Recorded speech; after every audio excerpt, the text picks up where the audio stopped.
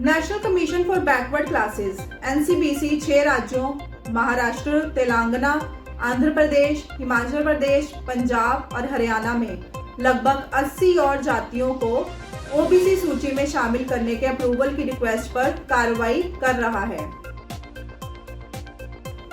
अन्य पिछड़ा वर्ग ओबीसी क्या है? ओबीसी शब्द में नागरिकों के सभी वर्ग शामिल हैं जो सामाजिक और शैक्षणिक रूप से पिछड़े हुए हैं। सुप्रीम कोर्ट ने निष्कर्ष निकाला कि ओबीसी की पहचान करने के लिए क्रीमी लेयर को बाहर करने का सिद्धांत लागू किया जाना चाहिए।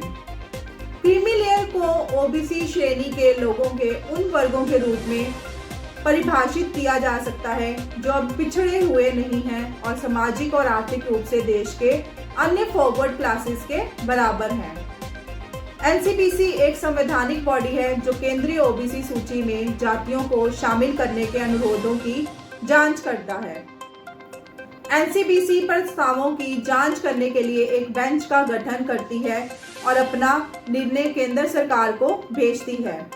मंत्रिमंडल परिवर्तन को मंजूरी देता है और कानून लाता है। राष्ट्रपति परिवर्तन को अधिसूचित करता है।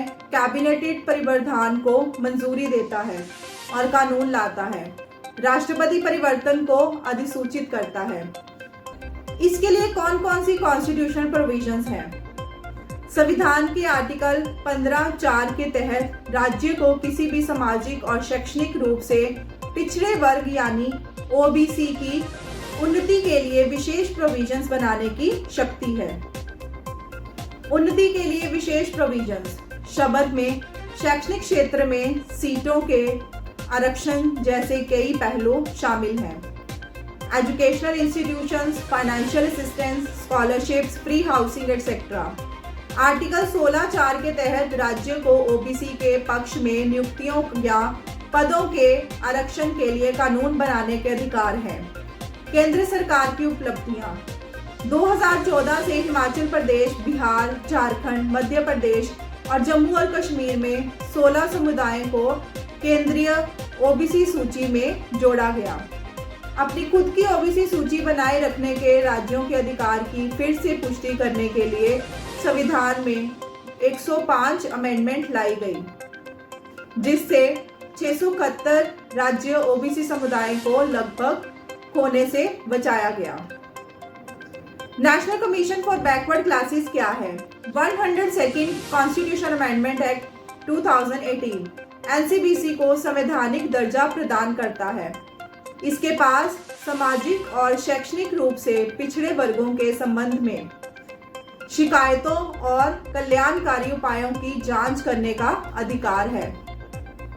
पहले एनसीबीसी सामाजिक न्याय और अधिकारिता मंत्रालय के तहत एक वैधानिक निकाय था। 1950 और 1970 के दशक में काका कालेलकर एंड बीपी मंडल के तहत 2 पिछड़े वर्ग आयोग नियुक्त किए गए थे। काका कालेलकर आयोग को फर्स्ट बैकवर्ड क्लासेस कमीशन के नाम से भी जाना जाता है। 1992 के इंदिरा साने केस में सुप्रीम कोर्ट ने सरकार को लाभ और सुरक्षा के उद्देश्य से विभिन्न पिछड़े वर्गों को शामिल करने और बाहर करने के जांच और सिफारिश के लिए एक परमानेंट बॉडी बनाने का निर्देश दिया था। इन निर्देशों के अनुसरण में संसद ने 1993 में national commission for backward classes act पारित किया और एनसीबीसी का गठन किया। पिछड़े वर्गों के हितों को अधिक प्रभावी ढंग से सुरक्षित करने के लिए 2017 का 123rd कॉन्स्टिट्यूशन अमेंडमेंट बिल संसद में पेश किया गया था। इसके बाद संसद ने national commission for backward classes act 1993 को निरस्त करने के लिए एक अलग बिल भी पारित किया है। इस प्रकार बिल पारित होने के बाद 1993 अधिनियम इररेलेवेंट हो गया था। इसके बाद बिल को अगस्त 2018 में राष्ट्रपति की मंजूरी मिल गई और एनसीबीसी को संवैधानिक दर्जा प्रदान किया गया। अगर आपको इस वीडियो में दी जानकारी अच्छी लगी हो तो अपने एयर न्यूज चैनल को सब्सक्राइब करना ना भूलें और वीडियो में दी गई जानकारी और नए नोटिफिकेशंस के लिए बेल आइकन पर क्लिक करना ना भूलें। धन्यवाद। हमारा अधिकार है कि ओबीसी कमीशन का अर्थ क्या है कि हमें जितने भी देश के अंदर में ओबीसी जाति में वर्ग में लोग आते हैं उनको न्याय दें।